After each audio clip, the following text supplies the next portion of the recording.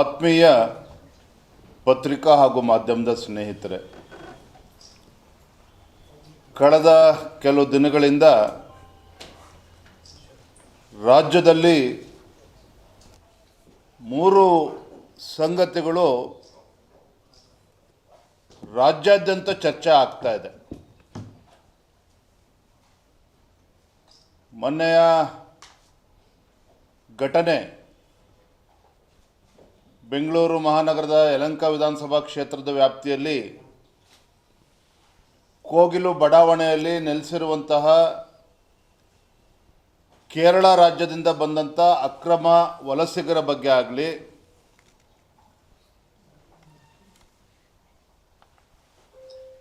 ನಿರರ್ಗಳವಾಗಿ ನಡೀತಾ ಇರುವಂತಹ drug mafia, ಮಾದಕ ವಸ್ತುಗಳ ಒಂದು ಮಾರಾಟ ರಾಜ್ಯದಲ್ಲಿ ಯಥೇಚ್ಛವಾಗಿ ನಡೀತಾ ಇರುವಂಥದ್ದು, ಇದಕ್ಕೆ ರಾಜ್ಯ ಸರ್ಕಾರ ಮಟ್ಟ ಹಾಕುವಂಥ ಕೆಲಸ ಮಾಡದೇ ಇರುವಂಥದ್ದು. ಮೂರನೇದು,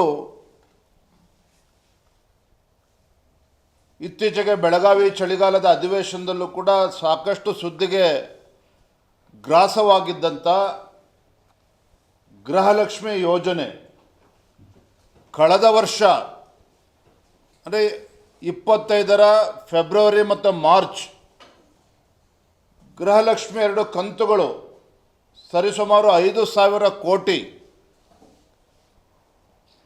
ಅದು ಯಾಕೆ ಫಲಾನುಭವಿಗಳ ಅಕೌಂಟಿಗೆ ಜಮಾ ಆಗಿಲ್ಲ? ಇವತ್ತಿಗೂ ಕೂಡ ಮಾನ್ಯ ಸಚಿವರಾಗಲಿ ಅಥವಾ ಹಣಕಾಸಿನ ಸಚಿವರಾಗಿರುವಂತಹ ರಾಜ್ಯದ ಮುಖ್ಯಮಂತ್ರಿಗಳಾಗಲಿ, ಅಂದರೆ ಲಕ್ಷ್ಮೀ ಹೆಬ್ಬಾಳ್ಕರ್ ಅವರಾಗಲಿ, ರಾಜ್ಯದ ಮುಖ್ಯಮಂತ್ರಿಗಳಾಗಲಿ ಇದ್ರ ಬಗ್ಗೆ ಯಾವುದೇ ಸ್ಪಷ್ಟನೆಯನ್ನು ನೀಡದೇ ಇರುವಂಥದ್ದು. ಈ 3 ವಿಚಾರಗಳು ಕೂಡ ಭಾಳ ಪ್ರಮುಖವಾಗಿ ಭ್ರಷ್ಟಾಚಾರವನ್ನು ಸೇರಿಸ್ಕೊಂಡಂತೆ 3 ವಿಚಾರಗಳು ಭಾಳ ಪ್ರಮುಖವಾಗಿ ಚರ್ಚೆ ನಡೀತಾ ಇದೆ. ಮೊದಲ ವಿಚಾರವನ್ನು ತೆಗೆದುಕೊಳ್ಳೋದಾದರೆ, ಬೆಂಗಳೂರಿನ ಕೋಗಿಲು ಬಡಾವಣೆಯಲ್ಲಿ ಏನೋ ಅಕ್ರಮ ವಲಸಿಗರು ಬಂದು ನೆಲೆಸಿದ್ರು. ಇದ್ರ ಬಗ್ಗೆ ರಾಜ್ಯ ಸರ್ಕಾರ ಹಿಂದೆ ಮುಂದೆ ನೋಡ್ದೇನೆ ಯಾರು ಅಕ್ರಮವಾಗಿ ನೆಲೆಸಿದ್ದಾರೆ ಅದು ಕಾನೂನಿನ ವಿರುದ್ಧವಾಗಿರುವಂಥದ್ದು ಅಂತೇಳಿ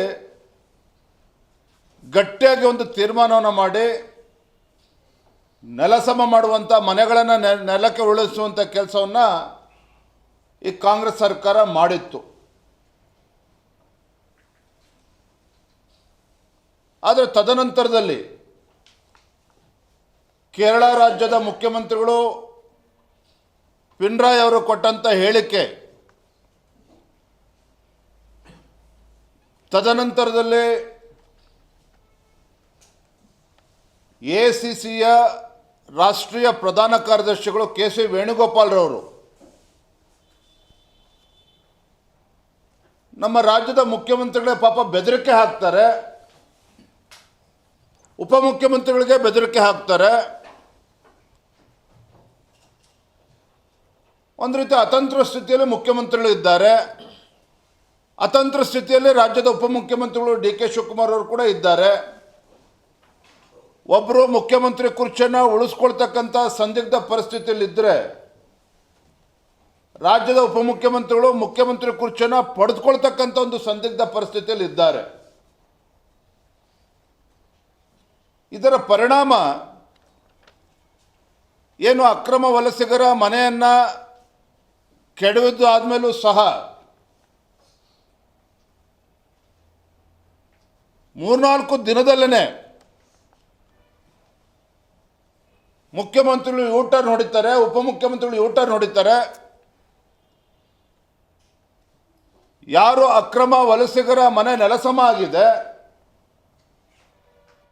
ಅವರಿಗೆ ಬೈಯಪ್ಪನಹಳ್ಳಿಲಿರ್ತಕ್ಕಂಥ ಮನೆಗಳು, ರಾಜೀವ್ ಗಾಂಧಿ ಹೌಸಿಂಗ್ ಸೊಸೈಟಿ ಆ ಮನೆಗಳನ್ನು ಕೊಡ್ತೇವೆ ಅನ್ನುವ ನಿರ್ಧಾರವನ್ನು ಇದೊಂದು ವಿಶೇಷ ಪ್ರಕರಣ ಅಂತೇಳಿ ಮನೆಗಳನ್ನು ಕೊಡ್ತೇವೆ ಅಂತೇಳಿ ನನ್ನ ಮುಖ್ಯಮಂತ್ರಿಗಳು ಘೋಷಣೆಯನ್ನು ಕೂಡ ಮಾಡಿದ್ದಾರೆ. ನಾನು ಈ ರಾಜ್ಯದ ಗೌರವಾನ್ವಿತ ಮುಖ್ಯಮಂತ್ರಿಗಳಿಗೆ ಕೇಳೋದಕ್ಕೆ ಇಷ್ಟಪಡ್ತೇನೆ.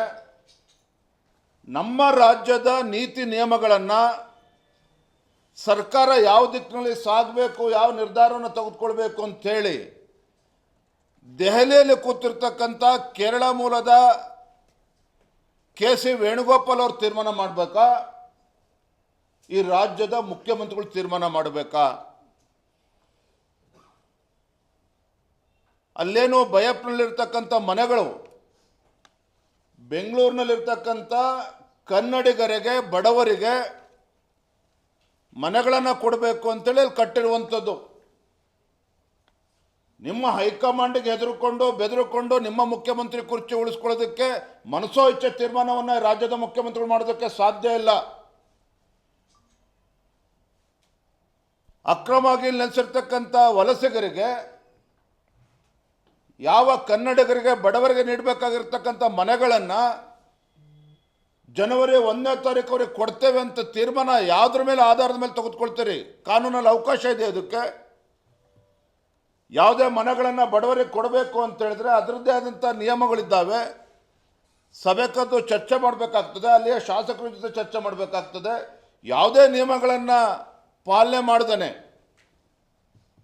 ಎಲ್ಲವನ್ನೂ ಕೂಡ ಗಾಳಿಗೆ ತೂರಿ ಅಕ್ರಮ ವಲಸಿಗರಿಗೆ, ಕೇರಳ ಮೂಲದ ಅಕ್ರಮ ವಲಸಿಗರಿಗೆ ಅಕ್ರಮವಾಗಿ ಮನೆಗಳನ್ನು ಕೊಡ್ತೇವೆ ಅಂತೇಳಿ ರಾಜ್ಯದ ಮುಖ್ಯಮಂತ್ರಿಗಳೇನು ಹೇಳಿದ್ದಾರೆ, ಘೋಷಣೆ ಮಾಡಿದ್ದಾರೆ, ಇದು ಖಂಡಿತ ಕಾನೂನಿನ ವಿರುದ್ಧವಾಗಿರುವಂಥದ್ದು. ಮುಖ್ಯಮಂತ್ರಿಗಳು, ಉಪಮುಖ್ಯಮಂತ್ರಿಗಳ ಈ ನಿರ್ಧಾರ ಇದೇ ಅಕ್ರಮ. ಯಾಕೆ ಈ ರೀತಿ ನಮ್ಮ ಕನ್ನಡಿಗರ ಆತ್ಮಗೌರವಕ್ಕೆ ಚ್ಯುತಿ ಬರೋ ರೀತಿಯಲ್ಲಿ ನೀವು ಸರ್ಕಾರ ಮನಸೋಚ್ಚ ನಿರ್ಧಾರವನ್ನು ಕೈಗೊಳ್ತಾ ಇದ್ದೀರಿ? ರಾಜ್ಯದ ತೆರಿಗೆದಾರರ ಹಣದಿಂದ ಕಟ್ಟಿರ್ತಕ್ಕಂಥ ಮನೆಗಳನ್ನು ನೀವು ಖುಷಿ ಬಂದಂತೆ ತೀರ್ಮಾನ ಮಾಡೋದಕ್ಕಾಗುತ್ತಾ ಮಾನ್ಯ ಮುಖ್ಯಮಂತ್ರಿಗಳೇ?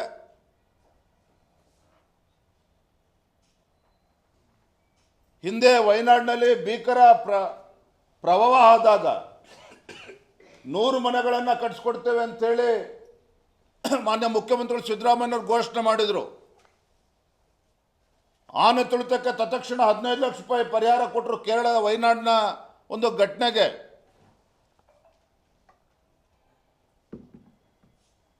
ನೀವು ಕೇರಳದಲ್ಲಿ 100 ಮನೆಗಳನ್ನು ಕಟ್ಟಿಸ್ಕೊಡಿ, ವಯನಾಡಿನಲ್ಲಿ ಆನೆ ತುಳಿತಕ್ಕೆ ಹಣ ಕೊಡಿ, ಅದು ಒಂದು ಭಾಗ ಆಯಿತು. ನಮ್ಮ ರಾಜ್ಯದ ಬಡವರೇನು ಅನ್ಯಾಯ ಮಾಡಿದ್ದಾರೆ? ರಾಜ್ಯದಲ್ಲಿ ಇತ್ತೀಚೆಗೆ ಅತಿವೃಷ್ಟಿಯ ಪರಿಣಾಮವಾಗಿ ರೈತರು ಕಂಗಾಲಾಗಿದ್ದರು. ರಾಜ್ಯದ ಮುಖ್ಯಮಂತ್ರಿಗಳಿಂದ ಪರಿಹಾರವನ್ನು ನಿರೀಕ್ಷೆ ಮಾಡ್ತಾ ಇದ್ರು. ರೈತ ಬೆಳೆದಂಥ ಬೆಳೆ ಕೈಗೆ ಸಿಗದೇ ಇರತಕ್ಕಂಥ ಸಂದಿಗ್ಧ ಪರಿಸ್ಥಿತಿಯಲ್ಲಿ ರೈತರಿದ್ದಾಗ ರೈತರ ಸಂಕಷ್ಟಕ್ಕೆ ಸ್ಪಂದನೆ ಮಾಡಬೇಕಾಗಿರ್ತಕ್ಕಂಥ ಮುಖ್ಯಮಂತ್ರಿಗಳು ಕೇಂದ್ರ ಸರ್ಕಾರದ ಕಡೆ ಬಟ್ಟು ಮಾಡಿ ಕೂತಿದ್ರಲ್ಲ. ರಾಜ್ಯದಲ್ಲಿರುವಂತಹ ಕಬ್ಬು ಬೆಳೆಗಾರರು ಸಂಕಷ್ಟದಲ್ಲಿರುವಾಗ ಕೇಂದ್ರ ಸರ್ಕಾರ ನಿರ್ಧಾರ ಮಾಡಬೇಕು ಅಂತೇಳಿ ಬೆಂಗಳೂರಿನಲ್ಲಿ ಕೂತ್ಕೊಂಡು ನಿರ್ಣಯ ಮಾಡಿ ಪ್ರಧಾನಮಂತ್ರಿಗಳಿಗೆ ಪತ್ರ ಬರೆದಿದ್ದು ಒಂದೇ ಸಾಧನೆ ರಾಜ್ಯದ ಮುಖ್ಯಮಂತ್ರಿಗಳದ್ದು, ಕಾಂಗ್ರೆಸ್ ಸರ್ಕಾರದ್ದು. ಅಂದರೆ ಈ ನಾಡಿನ ರೈತರ, ಬಡವರ, ದೀನ ದಲಿತರ, ಪರಿಷ್ಠ ಪಂಗಡಗಳ ಸಮುದಾಯಗಳಿಗೆ ನ್ಯಾಯ ಕೊಡಬೇಕಾದ್ರೆ ಕೇಂದ್ರದ ಕಡೆ ಬೆಟ್ ಮಾಡಿ ತೋರಿಸ್ತೀರಿ. ಇಲ್ಲಿ ಕೇರಳ ಮೂಲದ ಅಕ್ರಮ ವಲಸಿಗರಿಗೆ ರಾಜ್ಯದ ಮುಖ್ಯಮಂತ್ರಿಗಳೇ ಮುಂದಿಟ್ಕೊಂಡು ತನ್ನ ಕುರ್ಚಿಯನ್ನು ಉಳಿಸ್ಕೊಳ್ಳುವ ಸಲುವಾಗಿ, ಮತ್ತೊಮ್ಮೆ ಹೇಳ್ತೇನೆ, ತನ್ನ ಮುಖ್ಯಮಂತ್ರಿ ಕುರ್ಚಿಯನ್ನು ಉಳಿಸ್ಕೊಳ್ತಕ್ಕಂಥ ಸಲುವಾಗಿ ಮುಖ್ಯಮಂತ್ರಿ ಸ್ಥಾನವನ್ನು ಪಡೆದುಕೊಳ್ಬೇಕು ಅನ್ನುವ ಪೈಪೋಟಿ ಇವತ್ತು ಸಿದ್ದರಾಮಯ್ಯ, ಡಿ.ಕೆ. ಶಿವಕುಮಾರ್ ಮಧ್ಯೆ ಏನಿದೆ, ಇದು ಈ ರಾಜ್ಯಕ್ಕೆ ಇವತ್ತು ಅನ್ಯಾಯ ಮಾಡ್ತಾ ಇದೆ, ಬಡವರಿಗೆ ಅನ್ಯಾಯ ಮಾಡ್ತಾ ಇದೆ.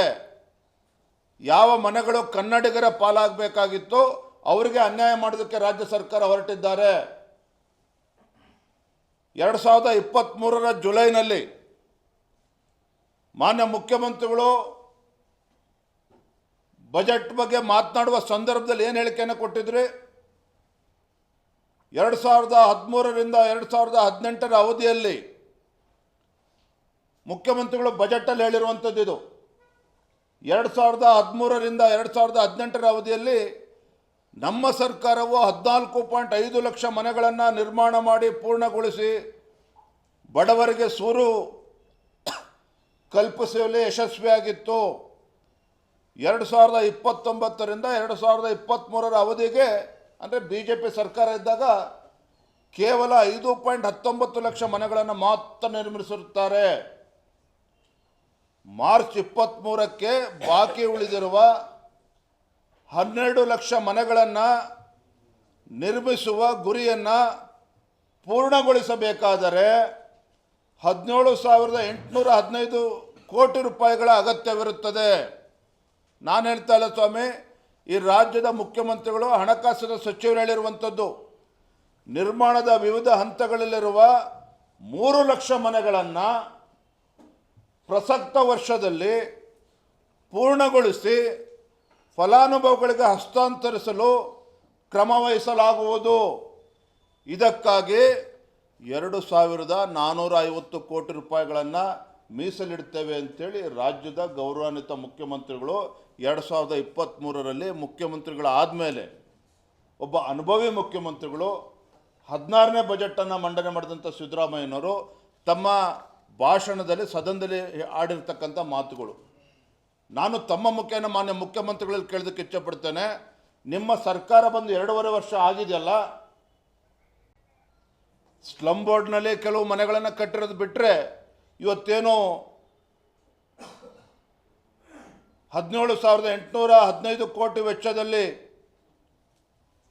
12 ಲಕ್ಷ ಮನೆಗಳನ್ನು ಕಟ್ಟಿಸ್ತೇವೆ ಅಂತೇಳಿ ಗುರಿಯನ್ನು ಇಟ್ಕೊಂಡಿದ್ರಿ. ಕಳೆದ 2 ವರ್ಷದಲ್ಲಿ ಈ ರಾಜ್ಯದ ಬಡವರಿಗೆ, ಕಡು ಬಡವರಿಗೆ ಎಷ್ಟು ಮನೆಗಳನ್ನು ಕೊಟ್ಟಿದ್ದೀರಿ, ಎಷ್ಟು ಮನೆಗಳನ್ನು ಹಸ್ತಾಂತರ ಮಾಡಿದ್ದೀರಿ? ಇದಕ್ಕೆ ಮೊದಲು ಉತ್ತರ ಕೊಡಲಿ ಮಾನ್ಯ ಮುಖ್ಯಮಂತ್ರಿಗಳು. ನಮ್ಮ ರಾಜ್ಯದ, ನಮ್ಮ ಕನ್ನಡ ನಾಡಿನ ಬಡವರಿಗೆ, ಕಡು ಬಡವರಿಗೆ ಮನೆಯನ್ನು ಕೊಟ್ಟು ಆಮೇಲೆ ಅಕ್ಕಪಕ್ಕ ರಾಜ್ಯದ ಬಡವರ ಬಗ್ಗೆ ಚಿಂತನೆಯನ್ನು ಮಾಡಲಿ. ಸಿದ್ದರಾಮಯ್ಯನವರು ಈ ರಾಜ್ಯದ ಮುಖ್ಯಮಂತ್ರಿಗಳು, ಕನ್ನಡ ನಾಡಿನ ಮುಖ್ಯಮಂತ್ರಿಗಳು. ಇದನ್ನು ಇವತ್ತು ನೆನಪು ಮಾಡಿಕೊಡ್ತಕ್ಕಂಥ ಪರಿಸ್ಥಿತಿ ಇವತ್ತು ನಿರ್ಮಾಣ ಆಗಿರ್ತಕ್ಕಂಥದ್ದು ನಿಜವಾಗ್ಲೂ ಕೂಡ ದುರ್ದೈವ. ಇವತ್ತು ಅಕ್ರಮ ವಲಸಿಗರ ಬಗ್ಗೆ ನೀವು ಚಿಂತನೆ ಮಾಡ್ತೀರಿ, ಆದರೆ ನಮ್ಮ ರಾಜ್ಯದ ಬೆಂಗಳೂರು ಮಹಾನಗರದ ಬಡವರ ಬಗ್ಗೆ ನಿಮಗೆ ಕಾಳಜಿ ಇಲ್ಲ. ಕನ್ನಡಿಗರ ಹೊಟ್ಟೆ ಮೇಲೆ ಹೊಡೆಯುವಂಥ ಒಂದು ಕೆಲಸವನ್ನು ಇವತ್ತು ರಾಜ್ಯದ ಮುಖ್ಯಮಂತ್ರಿಗಳು ಮಾಡೋಕ್ಕೆ ಹೊರಟಿರ್ತಕ್ಕಂಥದ್ದು ಈ ನಾಡಿನ ದುರ್ದೈವ ಅಂತೇಳಿ ನಾನು ಈ ಸಂದರ್ಭದಲ್ಲಿ ಹೇಳೋದಕ್ಕೆ ಇಚ್ಛಪಡ್ತೇನೆ. ಡ್ರಗ್ ಮಾಫಿಯಾ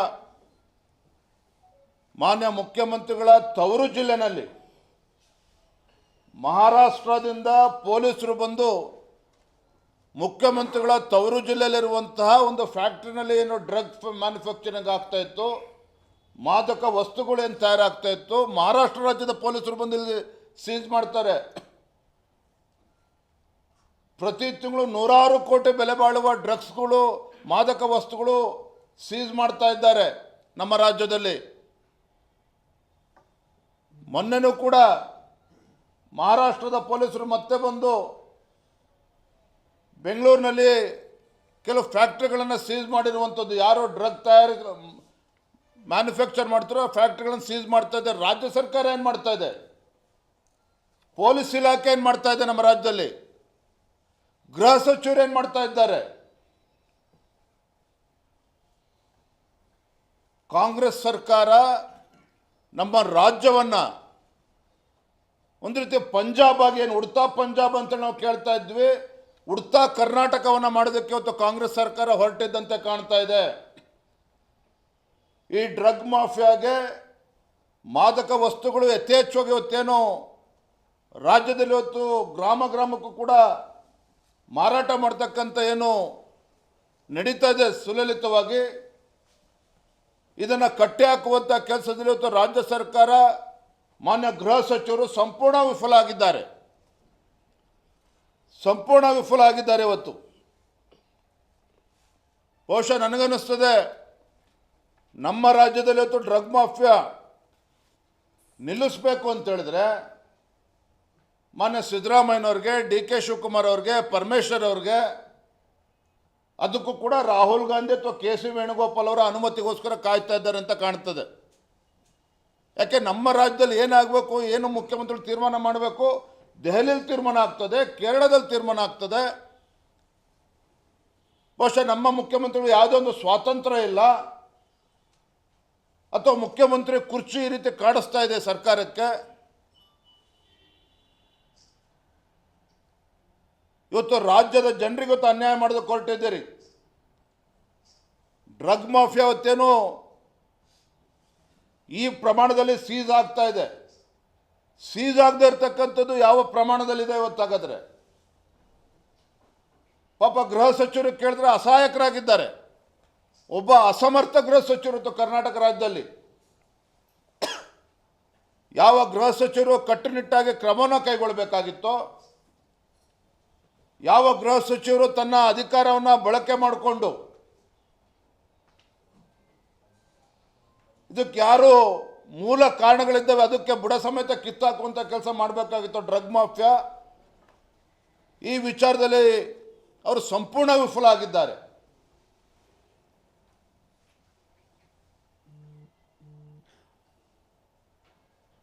ಗೃಹಲಕ್ಷ್ಮಿ ಯೋಜನೆ